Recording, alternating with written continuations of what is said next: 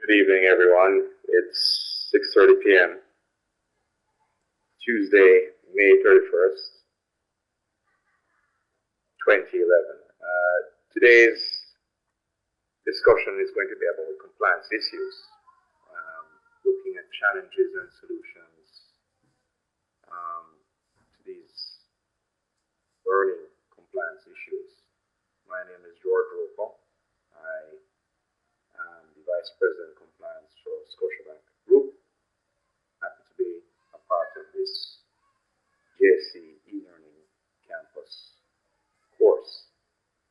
In terms of the presentation, we're going to take a look at 5 things. We're going to discuss what I call the compliance tree of knowledge, something I've cooked up myself.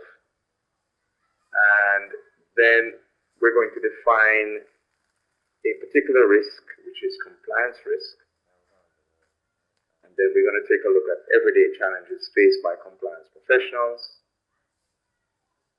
Going to move on to take a look at what are some of the essentials for effective compliance risk management. This is where we're getting now into the solutions. And then just to underline and emphasize the value of compliance risk management, I want us to take a look at a case study, and we'll be looking at the journey of a Caribbean conglomerate. And once we've taken a look at that case study, I'd be happy to entertain any questions that you have about any aspect of the presentation. So without further ado, let's take a look at the compliance tree of knowledge. The root system I see as being comprised of prudence, reason, and ethics. Then we move up from the root system at the base of the tree to the trunk, and the trunk consists of legislation. There is first principal legislation or statute, and then there is subsidiary legislation, which in Jamaica is in the form is called regulations, but there are also other forms of subsidiary legislation, which we will talk a little bit about. We move up from the trunk to the branches and the leaves and the fruits, and there you will find various documents which codify requirements that are imposed upon an entity. There's regulatory guidance, which is pronouncements made by regulatory bodies. There are rules, and these are pronouncements by self-regulatory organizations. There are codes, and industry groups are known to issue codes for their members to abide by. There's standards, which is another set of pronouncements which are issued by professional organizations and which don't simply impact the professionals to which they are aimed at, but they will also impact businesses as well. And then there are the internal policies and procedures of an organization. And so if an organization is going to strive to be compliant, an organization is going to strive to avoid certain pitfalls which come about when you don't comply with requirements, then that organization needs to have a framework that allows the organization to be fully aware of all the elements on this compliance tree of knowledge. I want us to take a closer look at each of the different areas on the compliance tree. The root system, as we talked about, deals with prudence, reason, and ethics. And it's important that we see each of these as being an integral element, and in fact, indeed, being at the base, being at the foundation of the tree. The other aspects of the tree can be found in documents, but prudence, reason, and ethics aren't necessarily found in a document. Yes, you could have a code of ethics, but where do you really find prudence? Where do you really find reason? And certainly even a code of ethics does not necessarily address all ethical or moral issues and moral challenges. And so we need within organizations, if we're going to be compliant, to have prudence, which is caution or circumspection as to danger or risk. There should be reason in all of the decisions taken by the organization, and reason is defined as the power of comprehending, inferring, or thinking, especially in orderly, rational ways. And then there is ethics, which is a set of moral principles. And so when it is that the other elements of the tree, within the other elements of the tree, which are all documents, where those documents don't address how you deal with a particular situation or how you deal with a particular problem, you must fall back on prudence, you must fall back on reason, you must fall back on ethics.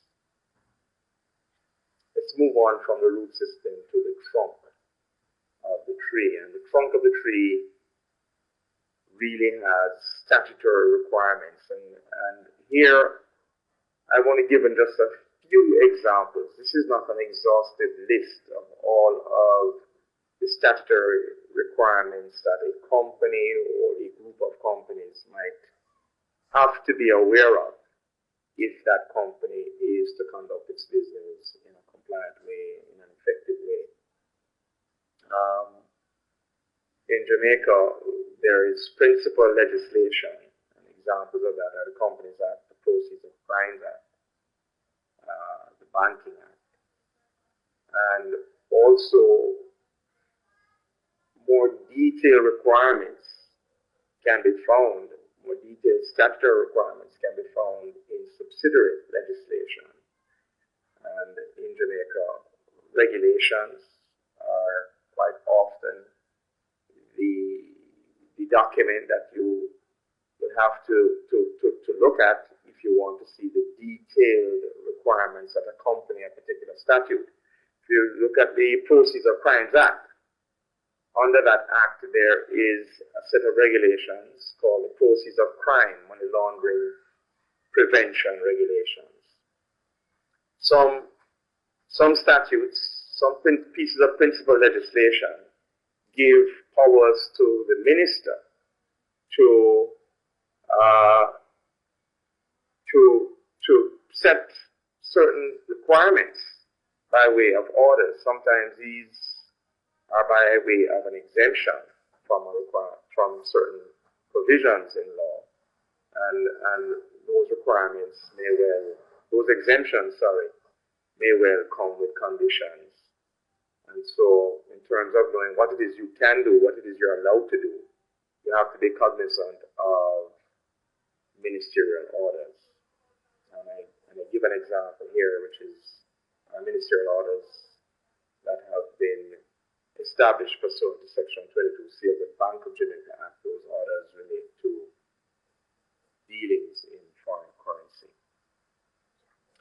Let's move up of knowledge. And in terms of the branches, I see 5 examples. There's regulatory guidance. Examples of regulatory guidance are advisories issued by the Financial Investigation Division, the FID. The FID is the designated authority under the Proceeds of Crimes Act. They have released advisories which provide supplemental information that guide how organizations that must comply with the Proceeds of Crimes Act should carry out their obligations in relation to that act. The regulators in Jamaica, the financial sector regulators in Jamaica, have issued from time to time regulatory guidance of one type or the other. We talk about the Bank of Jamaica, and they issue guidance that is aimed at directing the operations, activities of the institutions that they regulate. And you may well be aware that in Jamaica, the Bank of Jamaica regulates and supervises deposit-taking institutions as well as cambios. The FSC also issues guidelines, and the FSC, or the Financial Services Commission, as you may well be aware, is a regulator for the non-deposit-taking financial institutions in Jamaica.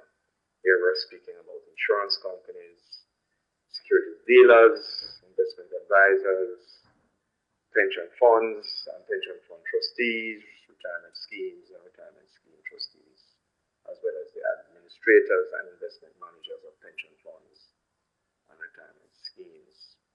If you go to the BOJ's website, you can view the guidance documents that they have issued in the form of guidance notes and best practice standards.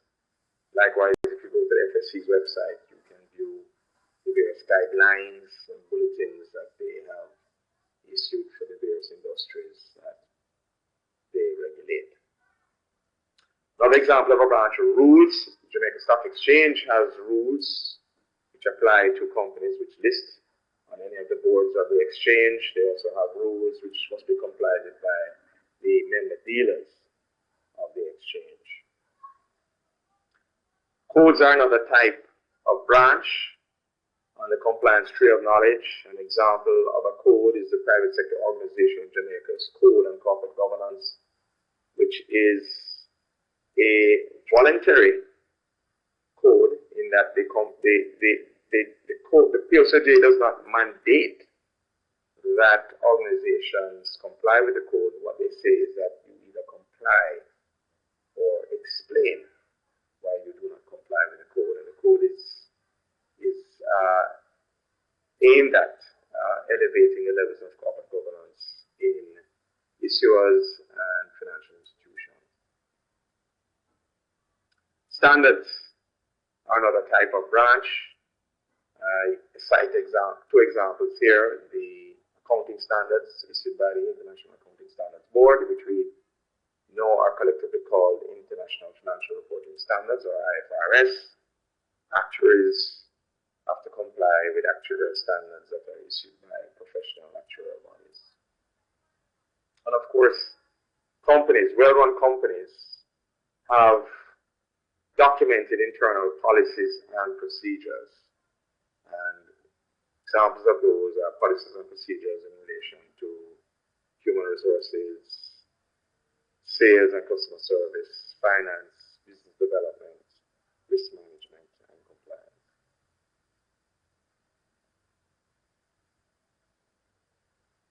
Let's move on to look at what is compliance risk.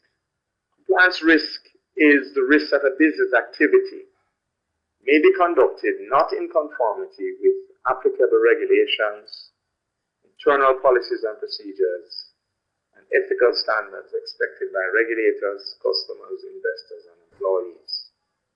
Such non-compliance may result in damage to an entity's reputation, financial condition, or business operations. Some things that we want to point out in terms of compliance risk. Compliance risk looks at external requirements, applicable regulations. So the laws, rules, the codes, the parts of the compliance tree which are to be found in the trunk and in the branches. So failure to comply with the trunk, what is found in the trunk and in the branches, could lead to damage to an entity's reputation, financial condition, or business operation disruption. Failure to comply as well with internal policies and procedures. The internal policies and procedures are also part of the branches of the branches of the compliance tree. Note as well that if you do not conduct your business activities in conformity with ethical standards expected by regulators, customers, investors, and employees, in other words, your key stakeholders, if you do not meet their expectations in terms of ethical conduct, that can also lead to damage to reputation. It could lead to financial loss. It could lead to disruption in your business operations. So compliance risk is more than just simply you having to follow the law. It's more than you just simply having to follow your internal policies and procedures. Compliance risk is also about